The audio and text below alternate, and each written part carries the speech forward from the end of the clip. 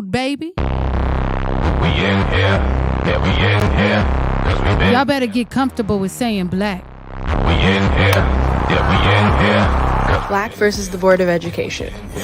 'cause we came here, rid of us now.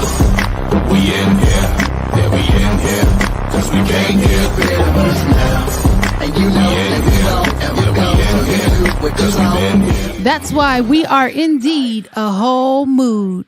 That's it. One time for the one time, Makila missed her cue, so I'm gonna give you a chance to redeem yourself. Where are my air horns? I now? thought we were gonna replay it. Oh, you thought? Pew, pew, pew, pew. My bad. Now I'll close my eyes. we are going to have to replay it because we just got kicked off of Facebook. So we're going to try that again. Yes, Tevin. Baby. We in here, yeah, we in here, 'cause we been. Y'all better get comfortable with saying black. We in here, yeah, we in here, Black versus the Board of Education. 'cause we came here, rid of us now. We in here, yeah, we in here, 'cause we came here, rid of us now. And you know, and we don't ever go, so you do what you been here. That's why we are indeed a whole mood. That's it. Oh, right on cue. See, it matters that we go twice, right? You know what I'm saying? So we don't miss our cues the next time around.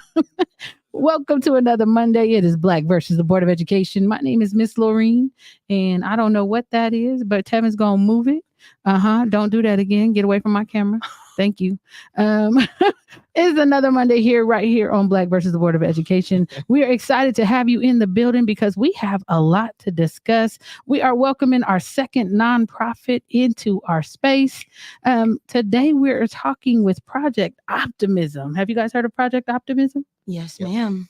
Now, I know that we see them on campuses because we're in San Juan and they're in San Juan and some other places. And I can't wait to have them introduce themselves. But before we get to them, we got to get to y'all. So bring Anaya up and we'll start with Miss Anaya. She can introduce herself and we'll go to the in-studio crew.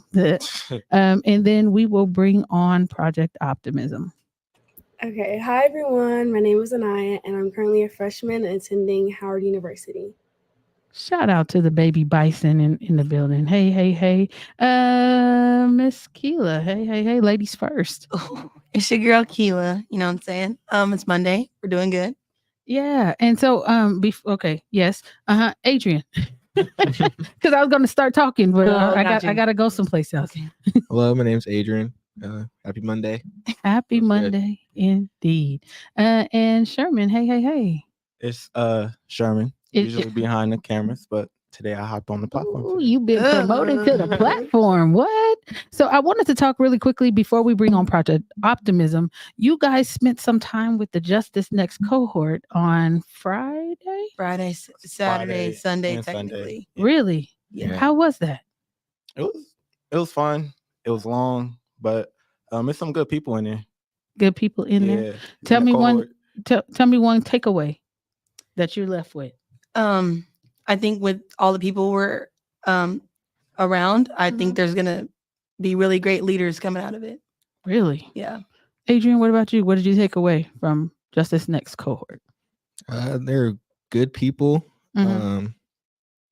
Taught us a lot. I think about like coaching, telling our stories. Mm-hmm. So learned a lot during that weekend. Oh, awesome. And it looks like Cornessa is in the chat today. Sherman, she said you taking her spot. Shout out Quinessa, man. We love you. And we can't wait to see you back next week. So without further ado, I know we're a little What'd you say? I got something I learned. What'd you learn? I asked you tell me what you learned. Doggone it.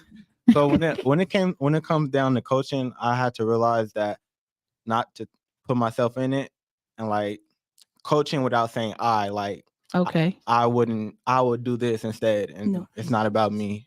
Oh, you got to coach them. Mm-hmm. I love that. Yeah. Okay. It was hard though. It was hard? Yeah. Okay. So you don't talk in generalizations. You talk in first person. What I would do. Okay, so And you don't do like your brother and say it in third person. nah. Okay. I just wanted to make sure that we were clear. And so I'm really excited because I get to see these gentlemen, although one is in Southern California and I saw him the last time I want to say I saw him was at Denzel's birthday party. And he didn't really talk to me, but he's going to talk to me today. And then Armoni, I get to see him most often because we are part of the partners in San Juan Unified School District. So without further ado, let's go ahead and add Project Optimism to the stream. This episode is called, give them to him. This episode is called Optimizing Education, a conversation with Armoni Easley, CEO of Project Optimism, and Ishmael Pruitt. Now, is it COO or are you co-CEO? What do you do?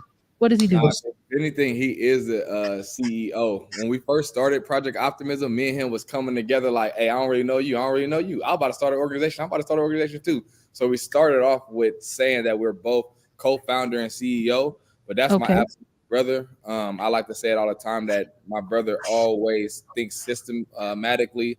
He's the brains of the operation, and I'm the heart of the organization, and we make this thing go. And so that's kind of how we get it pumping and pushing. Look at that baby. Look at that baby. I told you. You know what? You stole my thunder because I was about to say, oh, and joining us is the baby. Tell us about the baby. What's the baby's name? Little man, this is Ishmael Jr. Okay. His name is already on the screen. I love it. Yeah. He's 5 months.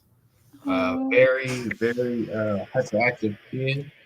But very attentive, actually. So I'm curious to know the young man he's going to become in a few years.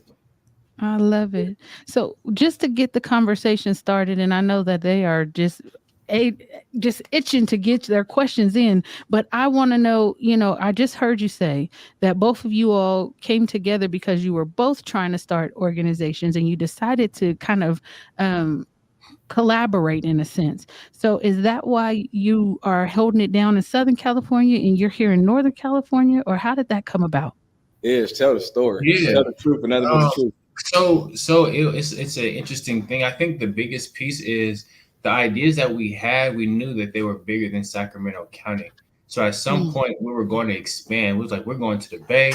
We San Diego with it, LA County, Fresno in the middle, Bakersfield. We don't know anybody over there, but we're going to figure it out. But we knew the expansion was going to happen nonetheless. I actually decided to go ahead and get my master's degree at Long Beach State. And so that took me away from Sacramento, where I got my master's degree. And in that time, I'm building connections, networking with individuals over there. And my wife or fiance at the time, she's like, hey, I don't know if I'm trying to go back to Sacramento now that we've been here. She's from the Inglewood area.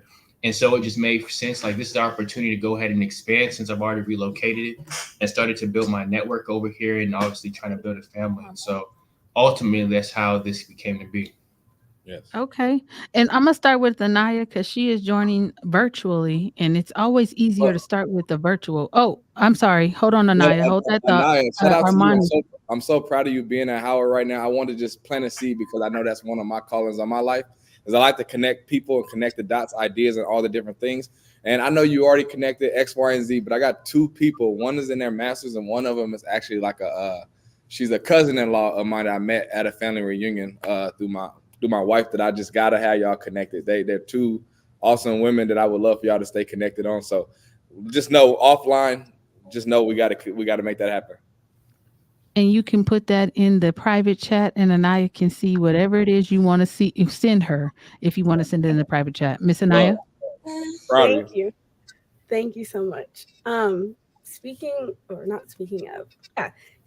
of being in college, I just wanted to ask about the opportunities y'all have for college students because I saw that a little bit on the website. Okay, I guess so. I'll go ahead and jump in. So, right now, our goal is to provide opportunities for workforce readiness through Project Optimism as an avenue for folks to give back to the community. Previously, I actually worked at several institutions, higher education, community college, and the university level. And a lot of students, particularly Black students, were saying, I want a job serving the community, but I want to serve my community. I want to work with Black students or students of color particularly. And so that's what we are doing. We're creating an opportunity for our students to utilize us as a vehicle to be directly connected to their community and also providing some compensation in formal work experience. We're also in the process of developing a more intentional pipeline where we are not just hiring them, but they have the opportunity to volunteer or internship with us, but they're also going to be receiving some intentional personal development. And so our organization is intentional about developing our young people through social and emotional learning, leadership, et cetera. But our college students who are coming to work with our kiddos also need some of this knowledge and expertise that they're providing. And so we're co-creating and piloting our new initiative, Mentor the Mentor, where each college student that comes to our organization is also getting ongoing training and development to help them on their journey, whether it's NPO or their years beyond our organization. Yeah, and I just want to add, because this is big news on how things kind of connect. What we were saying, and I think the heart part of it is me and Ishmael really love the work, right? And as you grow, and Lauren, you know, as you grow, you start moving way more away from the work, more and more, and start being about the quote unquote business. And so we're like, well, forget it. We're gonna mentor somebody. And so it has been our staff, it has been our young people that, and I'm saying young people, they're adults, where we get to love on them, and we want to go up and above for them and find out how we can help them on their journey. And like one of the big examples, and I mean, it's kind of exclusive, but we should bring it to this podcast. We just got a grant from the NBA Foundation that's going to allow for us to pilot what Ishmael is talking about. And yes, that's a super big deal, y'all. Like we start looking at the list of people, like dang, all over the world, like they chose little old us, quote unquote. And so it's going to allow for us to really love on the staff that we currently have, and the staff, even if they're not even our staff, we're going to be able to love on people to get them properly equipped to get ready for whatever that journey is for them. And then I think the last part I want to say is seeing Dr. Luke Woods on Jennifer Hudson's show recently was really confirmational, because we're actually going to be partnering with those funds. We're going to be partnering with the Black Honors College to do a summit that's going to allow for us to like kickstart these things, but also do things we've been wanting to do this whole time. So that is exclusive information that I don't think we said on the podcast. Only on this podcast. Yeah, I love that. So then I just want to say that then you all join us as NBA grantees. So congratulations to you. Miss Keela has a question for you. It's kind of like a two-parter. So like I want to know exactly what you guys do. It sounds like you guys like have like a lot of mentor things going on, but I know you guys are in school systems. So if you can talk a little into that. Ish, can I start it off and then you clean it up? Can I start it off? Yeah. So to be very transparent with you guys, when we first started, our hearts are still big, but they was very big to us just figuring out whatever was out there that was a need, we tried to meet it, right? And in a lot of ways, we were very grateful that we did that, because we got to be very informed on what made sense for us. If it was the day of services, if it was the events for a cause, if it was our mentorship programs, we was doing a little bit of everything just to figure out how we could be the change we wanted to see. But we understand in order to scale, like Ishmael said, we scaled and we're in 2 regions, California wide. We had to get more strategic on one thing, right? And our one thing happened to be our mentorship program, our POMS program, where we were able to really package that and get better at getting better in that space. And we were able to grow that. And that's what we've been doing currently. But our heart is still there. So we're still looking at like, how much funds can we get? How can we co-write with grants of people that we believe in, and we still have a passion for that cause, but we don't have the capacity to do so. And in a lot of ways, we understood the assignment, as in we can't do anything great if we're doing too many things. We had to focus on one thing. And so I was going to lead that up to Ish to talk about POMS, our butter program. So with our mentorship program, there's a couple of different components to it. The first one is focusing on after school enrichment. So giving young people a safe space to convene, but also having some intentional learning. So a lot of times, and no shade to these types of programs, but there's places for kids just to come do their homework and hang out until mom, dad, grandma, whoever picks them up. For us, we wanted to utilize those 3 hours more intentionally to give more training and development. And so for 3 hours, students would go through a curriculum based on social and emotional learning and leadership development to really utilize that time to develop them as young people. In addition to that, the mentors who are working with them will actually work with them in the school day, and they'll pull them out of class to kind of use as a reset button to kind of help address some of the underlying issues that are affecting how they show up in the classroom So sometimes it's about, I don't have the school supplies, my backpack has a hole in it, my girlfriend broke up with me today, my mom's tripping, I didn't eat lunch, I was on TikTok too late. It's a combination of those things of why young people may be distracted or coming off as a disruption in the classroom. And so our mentors helped him identify the language that can articulate what they're experiencing, but also provide them tools in real time to kind of reset them on their day. And so that happens. And then the third piece, for the young people on here, I imagine if someone came to your parent with some advice, our parents may not want to be told how to be a parent. And someone's like, don't tell me how to raise my kid and don't tell me all those things. And so what we're trying to do is how do we equip our parents and caregivers with resources and knowledge so they can utilize it and leverage in a way that it fits in their household. And so we partner with a number of different facilitators, psychologists, to give them framework and understanding to help teach the children in the household what we're teaching them in the classroom and in our program. Yeah. And I'll add this last part, and I know we got to transition. Something that's big for me and Ishmael, and I think it speaks to us knowing that mentorship is really essential to our own lives, right? Is we're big on understanding this.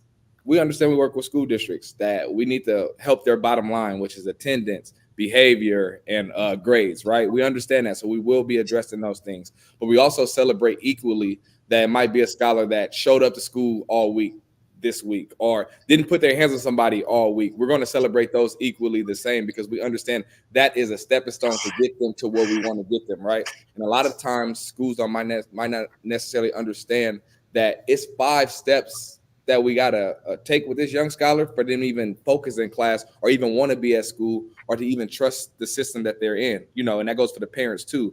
And so y'all know we in a safe space is, so I just wanted to make sure. No, that's real. I think they overstand that, but we do understand that comes with time, with building relationships and making sure that they understand that we are an ally or an asset to what they're doing, but we know what we need to do for our families because it's a response. It's not just a job, it's a response.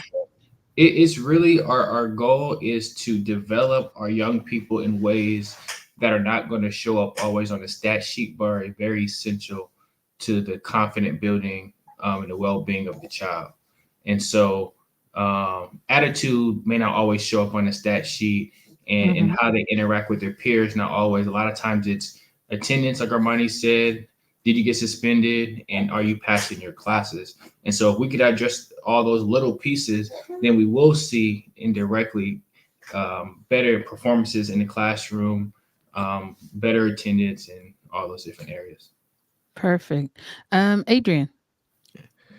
So I'm kind of curious on what you guys saw in your early life that kind of shaped your thinking now and like kind of made you both realize that you needed an organization, not knowing what it was for, but you needed one.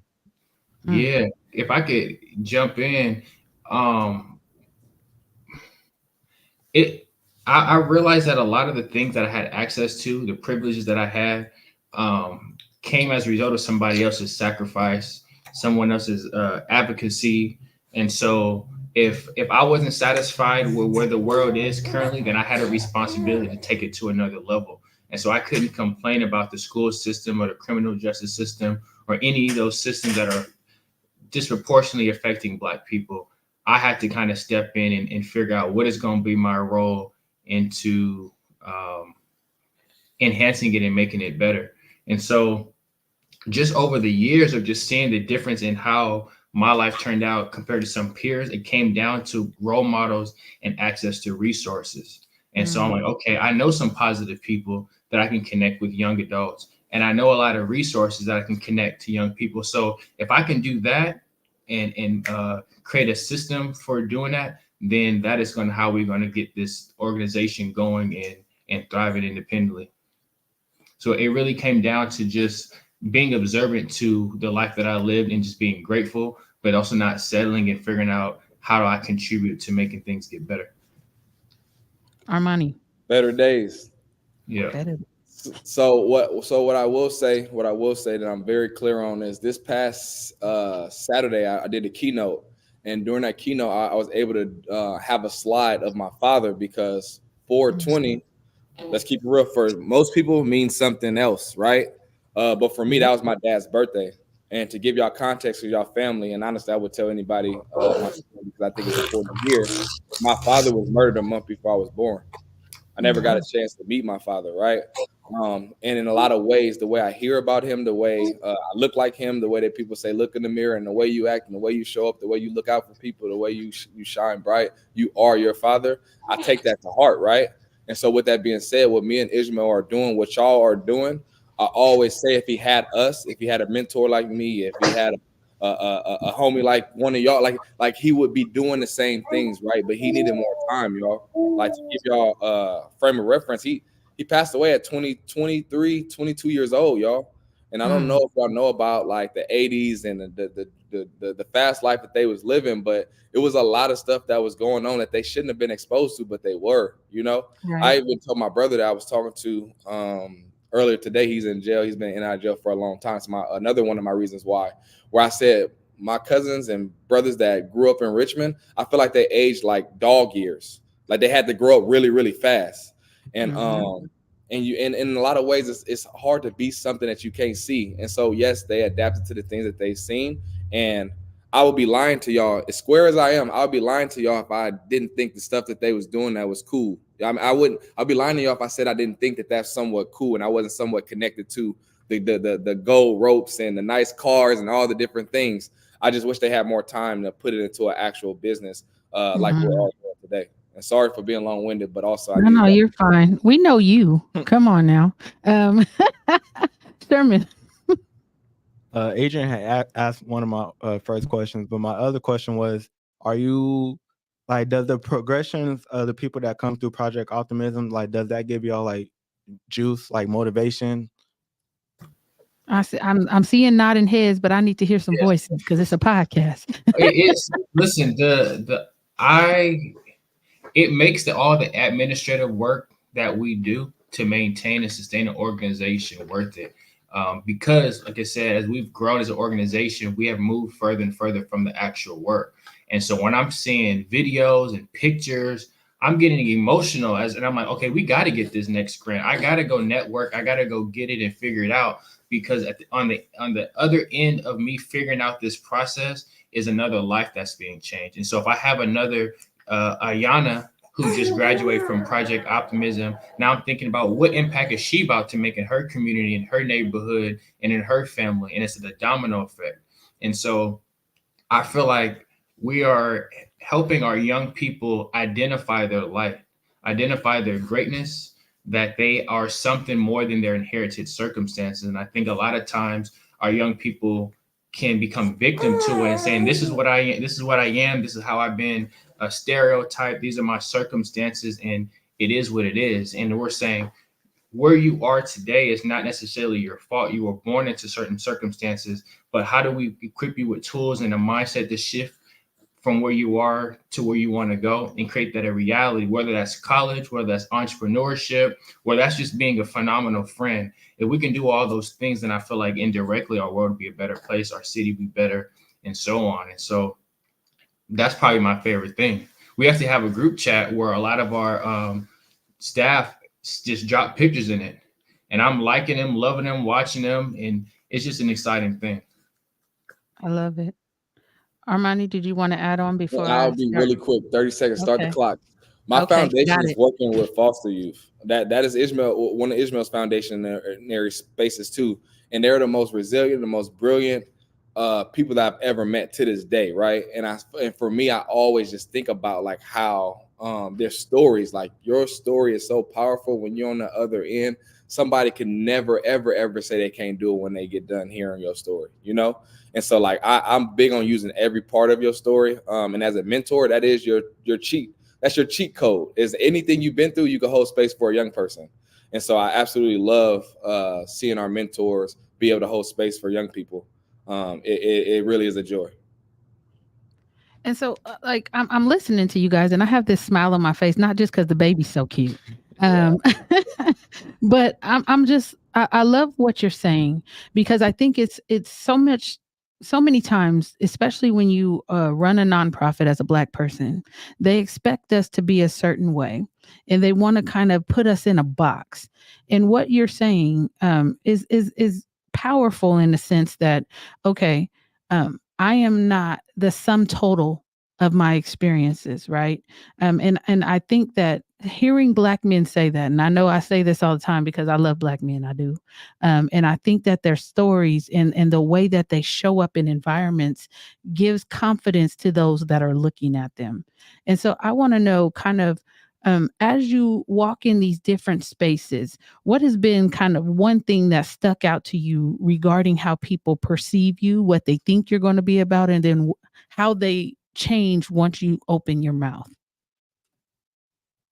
Come on, Armoni. Okay, come on, Ishmael. Go ahead. So one thing I've learned, this is just an entrepreneurship as a young Black person, is there's no G League. If folks are familiar with G League and NBA, once you're got your business, they expect you to operate at the highest level. They don't care about you just got started. They don't care about your age or credentials. If you are operating business, they want the highest quality of service. And so that really had expedited our growth. We had to figure things out. And then even with, let's say our partners are satisfied, when we think about our employees, they're like, if I work for you, I expect my check on time. I expect to have human resources. I expect all these things. And it's often a learning curve. So it keeps us on our toes for sure. So I'll probably say that's probably been like the main thing is shifting. Like we got to figure it out and there's no excuse for it. But also just, I think the confidence is knowing that no one's doing what we're doing. There's mentorship programs out there. There's after school programs out there. There's parent support groups, but a lot of them aren't packaging it all together. A lot of them aren't us. They're not me. They're not Armoni. And I'll let Armoni really speak to his non-traditional just route to becoming a CEO. That really influenced how I perceive how I'm supposed to show up, because I'm thinking I got to get the degrees. I got to have all these different credentials. I got to put a suit on. And I'm like, I didn't start a business to code switch and live my life in code. I started this organization based off of my lived experience. And so I'm going to live professionally how I am. I show up, they'll see a tattoo, they see some Jordans and a chain on, but that doesn't mean I can't articulate myself. That doesn't mean that I can't provide quality service. And so it's just like being unapologetic. And I think a lot of people, regardless of their race and ethnicity, they actually learn to respect that, because they're holding back some parts of their personality and their identity to assimilate to this professional culture. And it's unhealthy, sometimes even toxic, to try to maintain this persona. And it's draining nonetheless. So go ahead, my brother. You better talk to him. Yeah, I'm about to pass the offering plate. Hold on. For real. I'm extremely proud of Ish. I really am, because he has taken the traditional route and literally leveraged it for us to be like a force, right? So I think two things to be true, right? But for me, like I don't have no other gear. Like, I really know that when I walk into a space, not even just Project Optimism, just walking in a store, walking anywhere I'm at, I make people reevaluate how they look at us. Like me wearing my locks the way I wear them is like, that's important to me. I had a random dude at Costco tell me, hey, that's our crown, bro. And it just stuck with me, right? Like it's just like the power. And even like I can see, this is a side note, but even looking at old pictures, y'all, back in the day of seeing where I was in life to where I'm at now, like I can see the growth in my life within my hair too. Like that's a powerful whole nother journey of a conversation. But back to what I was saying is like, we're making, and it's all of us, everybody on this podcast, like we're helping people understand that it's good, bad, and ugly people everywhere. And so I need you to unlearn whatever you thought you knew and actually learn something that can get you somewhere. Because in a lot of ways, me and Ishmael both, we have been able to maximize the K-12 because of how we killed it when we was working in the K-12. And Ishmael was able to knock out the university and state colleges and city colleges because he worked in those spaces. And so we know those systems. We identify with those systems very, very intentionally, where we've seen gaps. And the whole time they didn't know that we was killing it outside of this space. And so when it was time for us to take that leap of faith, they were like, hey, like, where are you going? And we was like, Project Optimism. you know. And then let's keep it real. Let's not stop there. Hey, sometimes we want to check in with Ishmael because Ishmael has this certain program, or he could do a keynote. Oh yeah, I have an LLC for that too. So y'all gonna make sure that we understand the assignment in full. That if it's a budget and you know that we're impactful, don't play with us. Ooh. Look, I Lorene, told you. Lorene, I'm talking to you because that goes for you too. I hope you have your side consultant I bag. do. Y'all already figured it. I do. But what I'm saying in a lot of ways is we want to go out of business. Do they understand we don't want to do this? Like what we know about Project Optimism is a universal language, as in everybody needs optimism. But if you look at the data, if you look at what we have to do, we have to serve Black kids. And yes, every now and sometimes then it's not optimistic, right? The landscape is not optimistic. The people in charge are not optimistic. So how? Oh, let me stop because I was about to go on a whole nother tirade, and we got other people in here that need to say something. But I'm just saying, how do you maintain optimism when the landscape is not optimistic? But I'll say this though, I look at y'all then. I look at SAYS, I look at IYT, I look at who's on the same time we on, because I'm not gonna let them down. They pushing, so we gotta push.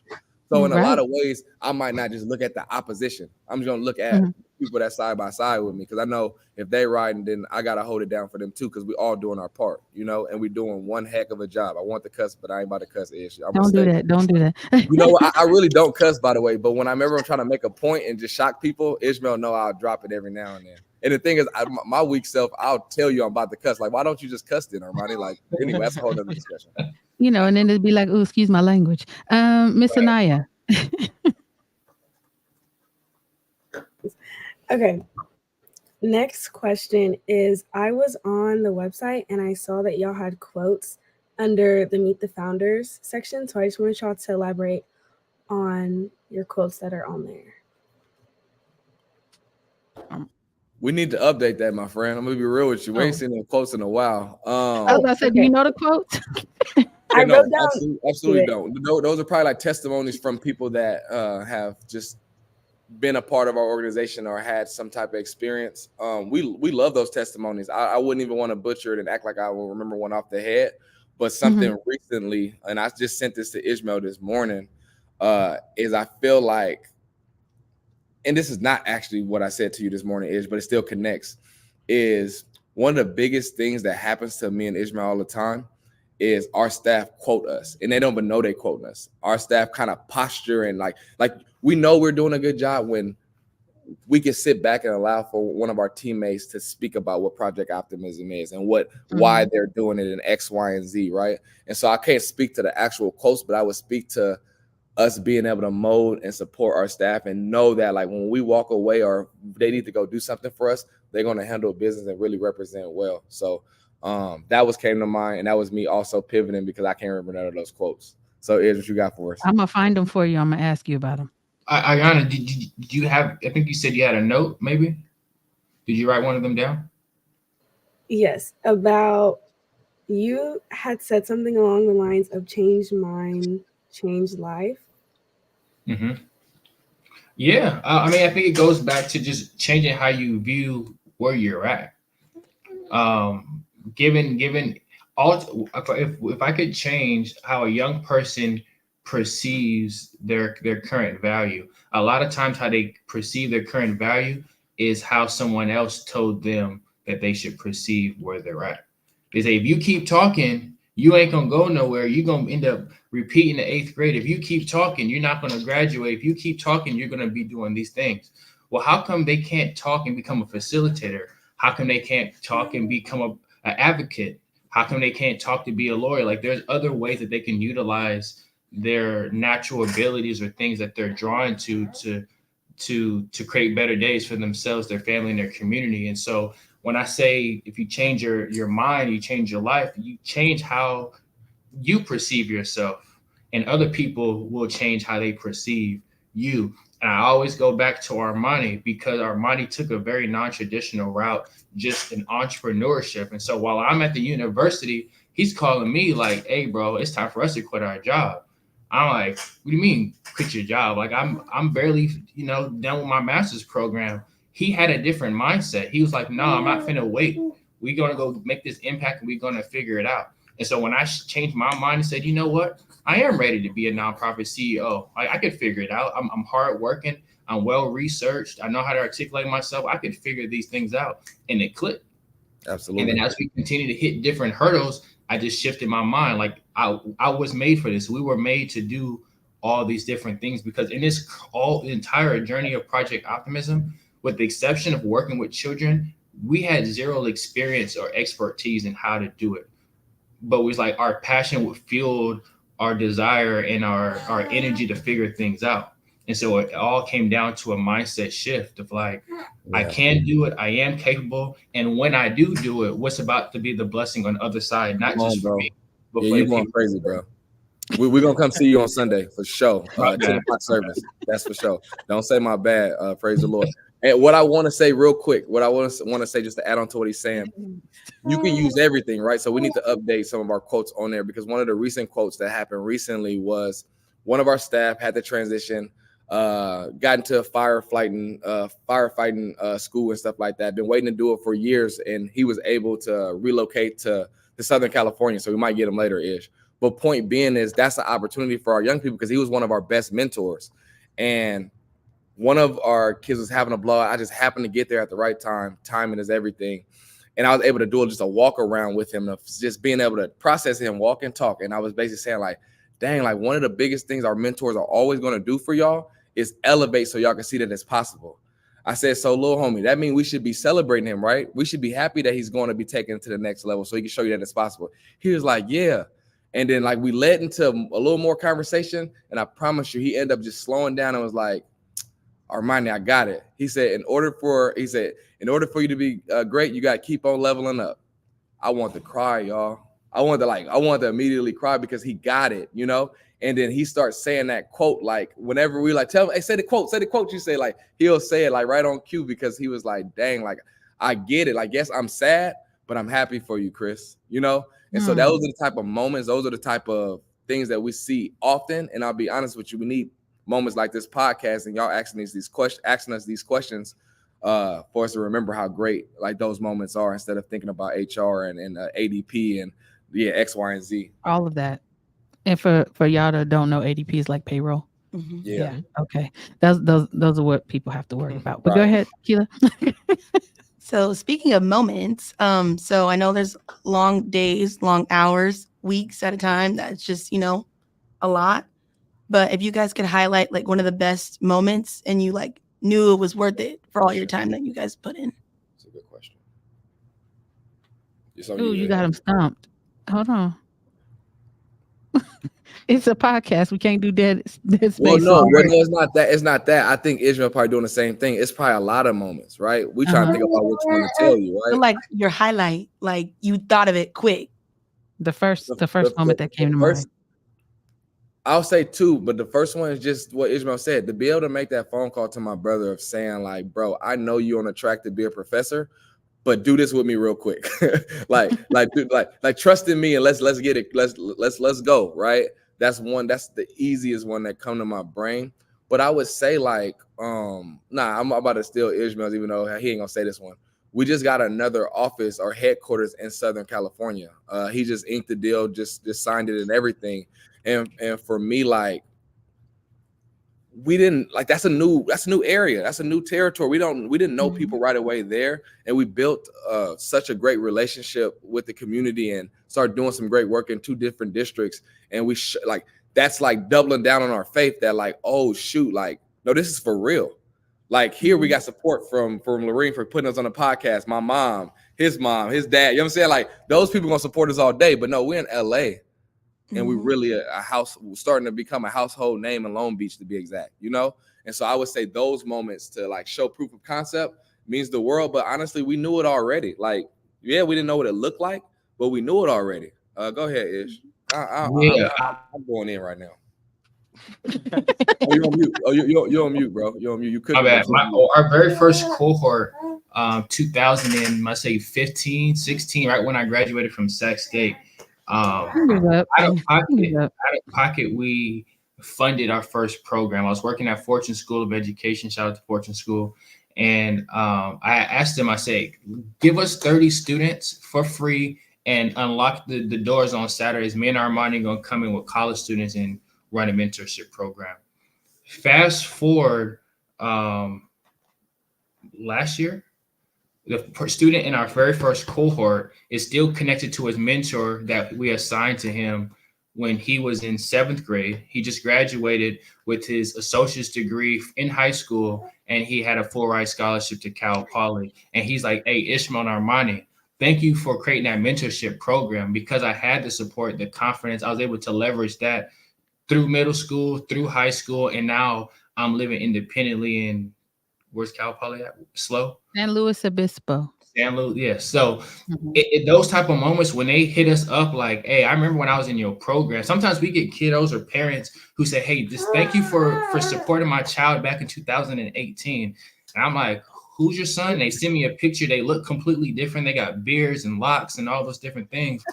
We get so caught up in just moving along where there's people who have really held on to that blessing that happened for that 5-month period, 2-month period, one interaction. And we're realizing that we're changing lives and really igniting a spark in young people and in their families, because their parents are seeing the brilliance in them as a result of their interaction with us. So there's been countless moments of those, but that would be one of the big ones. So yeah, it seems like mentorship is like a big component of your guys' organization. So I'm curious as to what you guys are looking for when you like hire new mentors, or what kind of your mentoring styles are. I would say we're looking for people who've been through something. I don't want a valedictorian.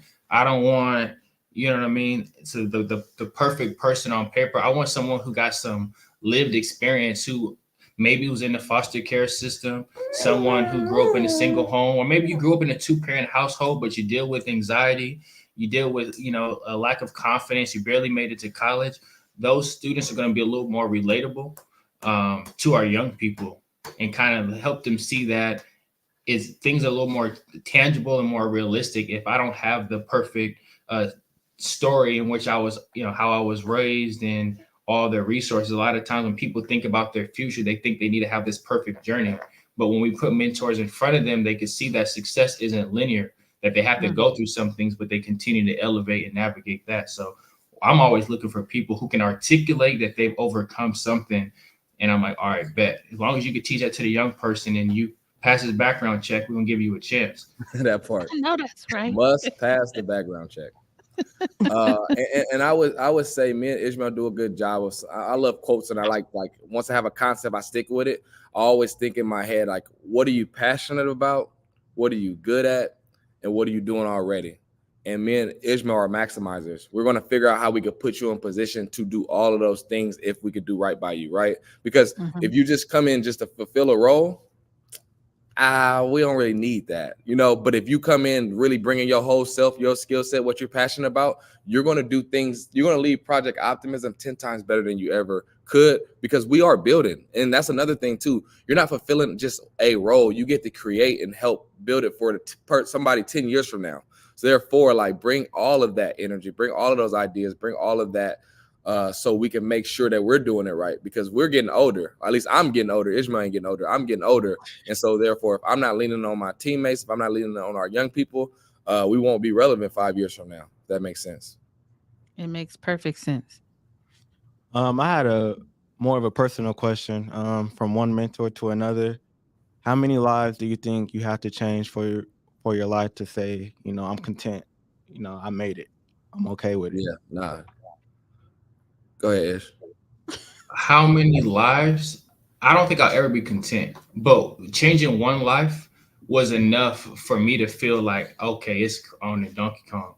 So I didn't really tell this story in the beginning, but just to speed it up, after my second semester at Sacramento State, I was academically disqualified from the university. And that really messed up my confidence. Like, I'm like, do I go to the military, Job Corps? Like, what does next look like? Because I thought I was pretty good as a student, a good person. I'm like, if I can't make it through this college thing, all these other plans is not an option. When I got reinstated, I became a mentor at Hiram Johnson High School. And at the time, Hiram Johnson was not performing in multiple areas. And me just showing up, how the young people gravitated towards me, wanted me to help them with a number of different things, whether it's academic, personal life. That one life that I changed turned into 2 lives to 3. And then I was just like, by me just showing up, I'm changing the lives, just the way I showed up and the experience that I had. And so for me, it's like, what else can I do? How many more blessings can I bring out to people? How many people can I serve? How many families can I serve? And when I do that, how many people are they going to directly? So The baby said you changed his life. Changed his life. But in short, it's just contagious. It's contagious. I'll be transparent. I definitely have to work on boundaries, because sometimes I got to make sure I'm feeding myself and doing what I got to do. Mm-hmm. But it's an hobby. When people are like, what do you like to do? I'm like, I like to watch basketball and I like to mentor. Like, that's my hobby. I kick it with young adults and give them free game, or take them to lunch, because I think that's just what my calling is. So I don't know how many more lives I'm going to change, but every day is a new opportunity to be a blessing to somebody else. I love that, because you just described me. I'm like the female version of you. And they're looking in here and they're laughing at me, but they're like, oh, that sounds like you. Yes, it does. Armoni, you were going to jump in? And I'll just make it quick, because not Ishmael said it, but I would just blend in what he just said. For me, this is my sport. Like, you ever think about being, the person, the OG dog? I was cold in high school back in 98. You know what I'm saying? Well, for y'all, it's probably 2000 sound crazy to y'all too, but 98, we'll talk about that later. But point being is, this is my sport. Yeah. And this is a sport that you're going to always be effective, because I don't care how dope you are in sports. Father Time is undefeated. Therefore, LeBron, unfortunately, will have to retire one day. We don't have to retire from being right and doing the right thing by young people, by our community, by our family members, by mentoring them, giving them game, holding space, being consistent, being what we're telling them, being a change first within myself. Because I always tell people, I say it sarcastically, that I selfishly do this work because these young people make me the man that I am today. Like, I can stand on the man that I am today because of what I had to say to them. I have to be accountable to them. I can't be a fraud. I got to keep on working towards my goals. And even when I fall, they pick me up. It was days back in the children receiving home days where I would have a bad day. I'm going through something. And the kids that normally give me a hard time, I tell them what I'm going through, and they looking out for me that day. Like, young people for sure, working with y'all already got it. Ishmael said it already. Lorene said it already. They be hyping each other. I'm just saying, but what I find very, very interesting is a lot of times when you have two people running an organization, right? They always talk about a two-headed monster, right? And they always talk about the competition, the egos, the things that split them up. Everybody can't be a music group, right? And so how do you all work together to make sure that the other one doesn't feel some sort of way, or pushed out, or spoken over? Like, how do you guys do that? Are y'all, like, with these questions? Because like the comment says it, like, great questions. Are y'all in our living rooms? Are y'all like, y'all have cameras and stuff like that, or X, Y, and Z? Dome too. I need to be very clear. What I know about what me and Ishmael have, it is similar to a marriage, y'all.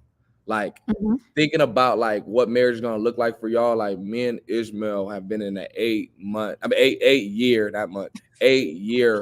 marriage, and it is literally not easy, right?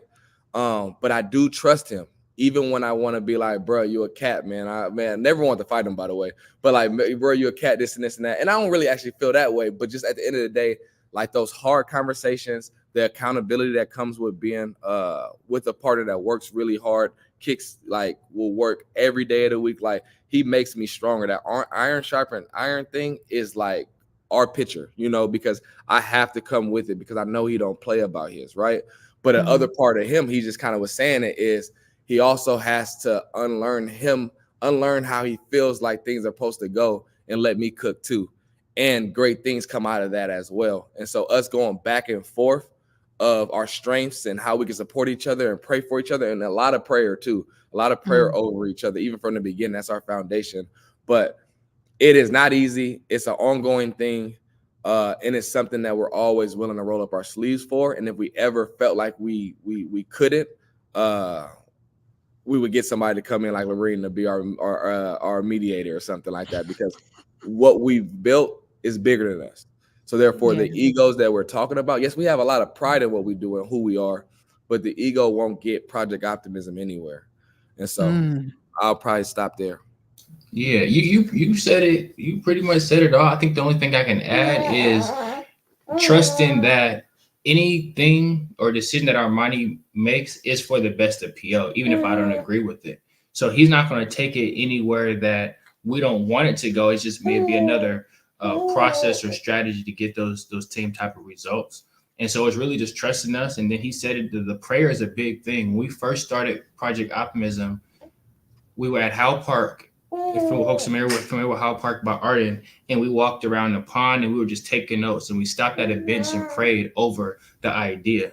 Next thing you know, we're at a Starbucks. We started the meeting off with a prayer, like, God, guide our hands and our thoughts in this notes, in this process, that whatever you create for it is what you want for us. Next thing you know, we're in my living room. We got pictures that document each of these different moments. And now we're 8 years later, and we have about 25 employees, 2 headquarter offices, serving about 300 students at 4 different districts, with the wait list of schools still trying. I'm not trying to brag. I'm just saying, God. No, it ain't about bragging. It's about telling them, laying the landscape. It just is what it is. It is. So go ahead. So just for the and they killing it too. So we could talk to them because they killing it just like that too. Yeah. I'm sorry. Keep God at the core of all of everything, not just your work life, not just your intimate life. But if you keep God, he will continue to show you and make the path a little more obvious. And so when Armoni's been my prayer warrior, we'll start a meeting. He'd be like, hey, bro, hold on real quick. We didn't pray. I'm like, yeah. We just stopped and started praying. Sometimes we might not even have the meeting. We just send a prayer. I'm like, all right, I love you, bro. I'm out.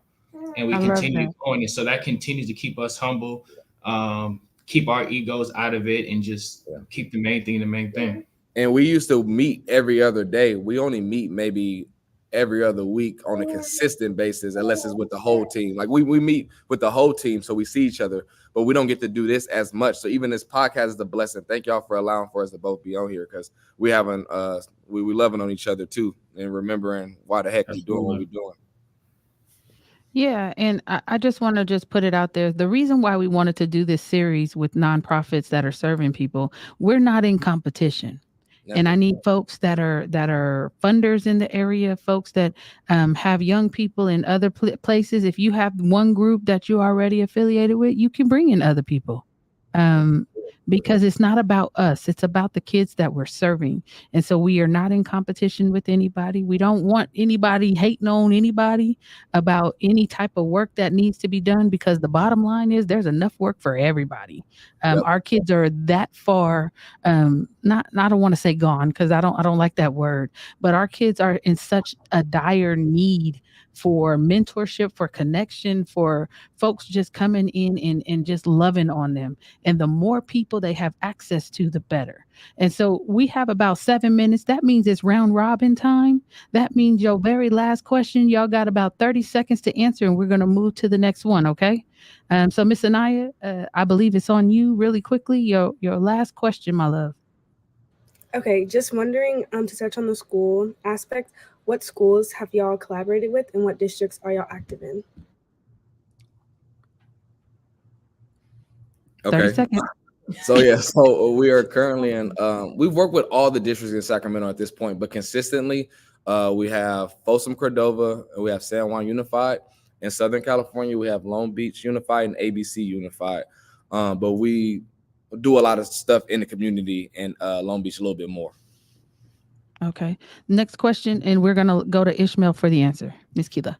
Shout out to Quinessa. I'm stealing what her star questions are. What's you guys' form of self-care?